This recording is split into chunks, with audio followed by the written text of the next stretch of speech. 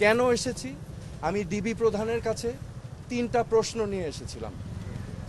আমার প্রথম প্রশ্ন ছিল যে এই 6 জন সমন্বয়কারীকে গ্রেফতার করা হয়েছে নাকি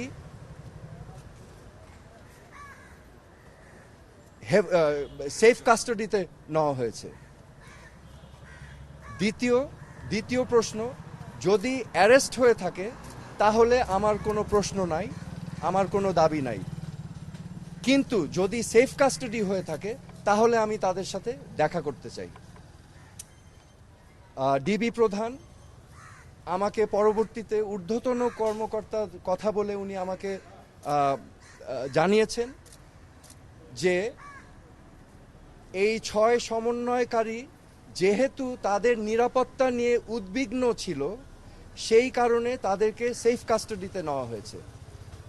এই কথা শুনে আমি প্রশ্ন করেছিলাম যে আপনারা কিভাবে বুঝলেন যে তারা উদ্বিগ্ন তাদের নিরাপত্তা নিয়ে? তারা কি আপনাদেরকে জানিয়েছিল, রিকোয়েস্ট করেছিল? আমাকে তখন তিনি জানিয়েছেন না, ওনারা বুঝতে পেরেছেন মনিটরিং করে। খামের এত দাগ হয় কিভাবে? এই যে ভাবি, দাগও যাবে রাগও যাবে, নিন চাকা সুপার হোয়াইট। সো যেহেতু তারা সেফ কাস্টাডিতে, আমি তখন রিকোয়েস্ট করলাম আমি তাদের সাথে দেখা করতে চাই। তো প্রতি উত্তরে আমাকে জানানো হয়েছে যে দেখা করতে চাইলে ঊর্ধ্বতন কর্তৃপক্ষের পারমিশন নিয়ে আমার দেখা করতে হবে তাদের সাথে। আমার তৃতীয় প্রশ্ন ছিল তাদেরকে কখন সেফ কাস্টাডি থেকে মুক্তি দেওয়া হবে।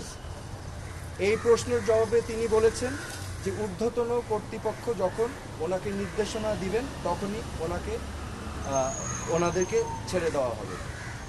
সো আমার প্রশ্ন এখন, সেফ কাস্টাডি আমার জানা মতে একজন নাগরিক যদি রিকোয়েস্ট করে তাহলে সেফ কাস্টাডিতে নেওয়া যেতে পারে, কিন্তু রিকোয়েস্টের বাইরে যদি কাউকে সেফ কাস্টাডিতে নেওয়া হয় এটা কি আসলে সেফ কাস্টাডি না এটা অ্যারেস্ট?